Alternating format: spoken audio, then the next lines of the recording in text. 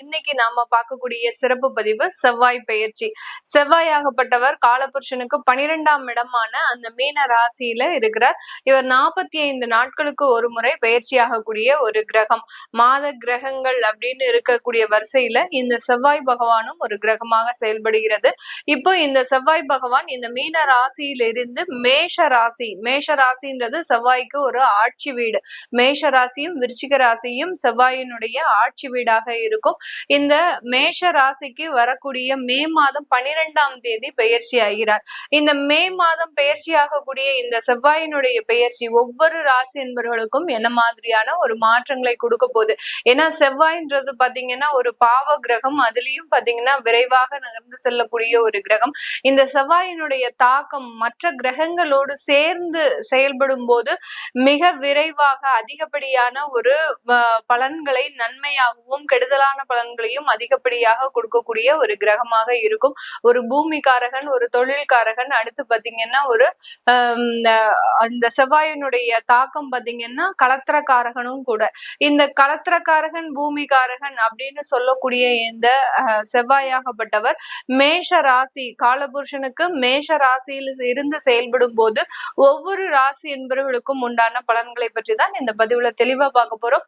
இந்த சேனல்ல முதன்முறையா பாக்குறீங்க அப்படின்னா சப்ஸ்கிரைப் பண்ணிக்கோங்க, பெல் பட்டன்ல ஆல் ஆப்ஷன் சூஸ் பண்ணிக்கோங்க. மீன ராசி என்பவர்களுக்கு உங்களுடைய தனஸ்தானாதிபதி தனஸ்தானத்திலே பெயர்ச்சியாகி போகிறார். மிகவும் ஒரு வரவேற்கத்தக்க ஒரு பெயர்ச்சி தான் இந்த மீன ராசி என்பவர்களுக்கு சொல்லணும். கிட்டத்தட்ட ஒரு வருடங்களுக்கு மேலாக வருமானம் வருது, அதுல ஒரு சில தடைகளும் வருது, ஒரு நெருங்கி வரக்கூடிய சில விஷயங்கள் எல்லாமே கை நழுவி போகக்கூடிய ஒரு அமைப்பு அப்படின்றது இந்த மீனராசி என்பவர்களுக்கு இருந்துட்டு இருக்குது.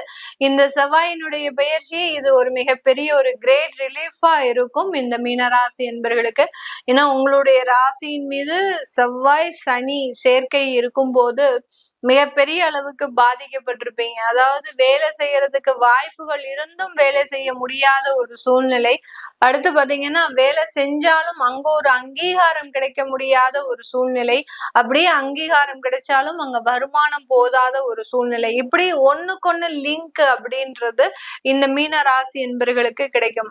மேடம் எங்களுக்கு ஜென்ம சனி மட்டும்தான் பிரச்சனை அப்படின்னு நாங்க நினைச்சிட்டு இருந்தோம், ஆனா இருக்கக்கூடிய 9 கிரகங்களுமே எங்களுக்கு பிரச்சனையாக தான் இருக்கு அப்படின்னு ரொம்ப ஈஸியா வெளியில சொல்லிட்டு போகக்கூடியவர்கள் நம்ம மீன ராசி என்பவர்கள் தான். ஏன்னா இவங்களுக்கு கிரகங்களினுடைய தாக்கம்லாம் பெரிய அளவுக்கு கிடையாது. இவர்களினுடைய நட்பு உறவுகளின் தாக்கம் தான் மிக பெரிய அளவுக்கு இருக்கும். கிரகங்கள்லாம் என்ன மேடம், என்னுடைய ஃப்ரெண்ட்ஸ் என்னுடைய உறவுகள்லாம் பாத்தீங்கன்னா என்னைய அந்த அளவுக்கு பேசியிருக்கிறாங்க, கிரகங்கள் கொடுக்காத தாக்கத்தை என்னுடைய உறவுகள் கொடுத்திருக்குது அப்படின்னு சொல்லக்கூடிய அளவிற்கு இந்த மீனராசி என்பர்களை பொறுத்த மட்டுக்கும் இந்த ஜோதிடம் அப்படின்றது பாத்தீங்கன்னா ஒரு பார்ட்டா தான் வச்சிருப்பாங்களே ஒழிய அதை மிக பெரிய அளவுக்கு அவர்கள் அதை கேர் பண்ணிக்கிறதே கிடையாது.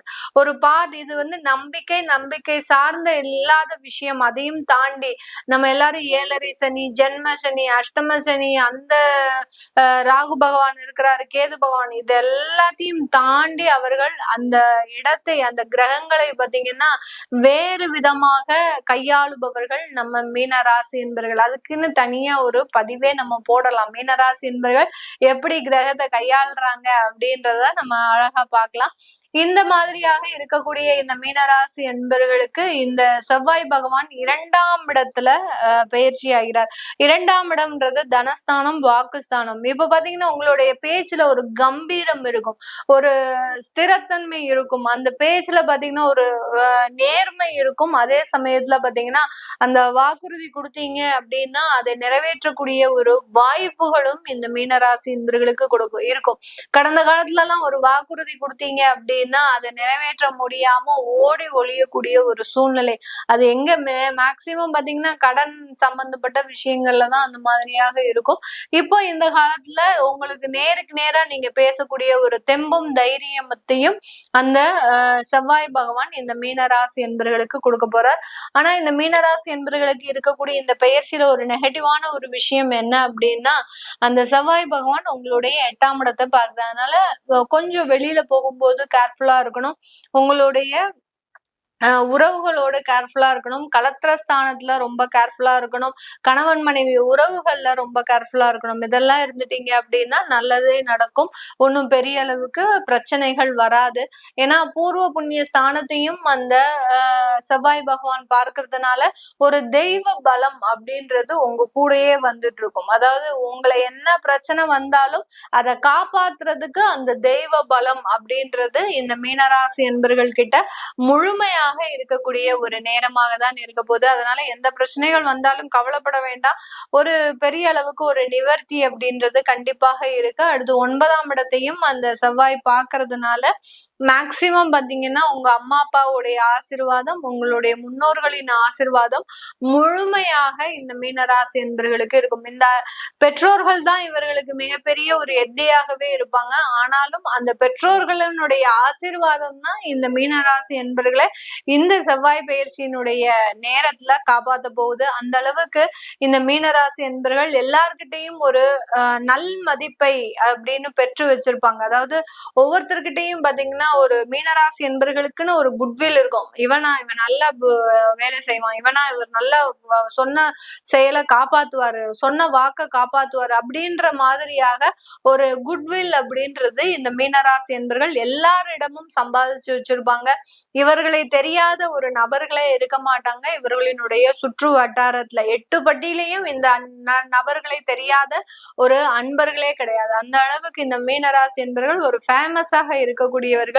இவர்களுக்கு இந்த செவ்வாய் பயிற்சி நல்ல ஒரு வாழ்க்கை மாற்றத்தை கொடுக்க போகுது. ஜென்ம சனி ஒரு பக்கம் இருந்தாலும் நம்மளுடைய வருமானம் நல்லா இருந்தது அப்படின்னா அதுல நம்ம என்ன வேணாலும் சாதிக்கலாம் அப்படின்ற மாதிரியாக அந்த பொருளாதார வளர்ச்சியோடு ஒரு குடும்ப வளர்ச்சியையும் அனுபவிக்கக்கூடிய ஒரு நேரமாக தான் இந்த மீன ராசி என்பர்களுக்கு இருக்கும். இந்த ராசி என்பர்கள் வேலை வாய்ப்புகள்ல மிகப்பெரிய ஒரு உச்சத்தை தொடக்கூடிய ஒரு நேரமாக இருக்கும். பதவி உயர்வு, வருமான உயர்வு, ஒரு அங்கீகாரம் எல்லாமே கிடைக்கிறதுக்கு உண்டான ஒரு நேரம். கடந்த காலத்துல எல்லாம் பாத்தீங்கன்னா உயர் அதிகாரிகள் சக்கையா பிழிஞ்சு எடுத்திருப்பாங்க இவர அந்த மீனராசி என்பர்களை.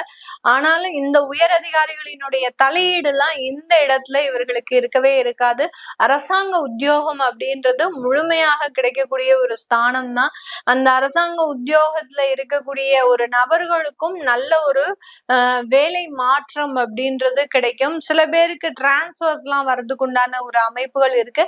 டிரான்ஸ்பர்ஸ் வந்தாலும் பயப்படாதீங்க, அது உங்களுக்கு நல்லதை கொடுக்கக்கூடிய ஒரு டிரான்ஸ்பரா தான் இருக்க போகுது.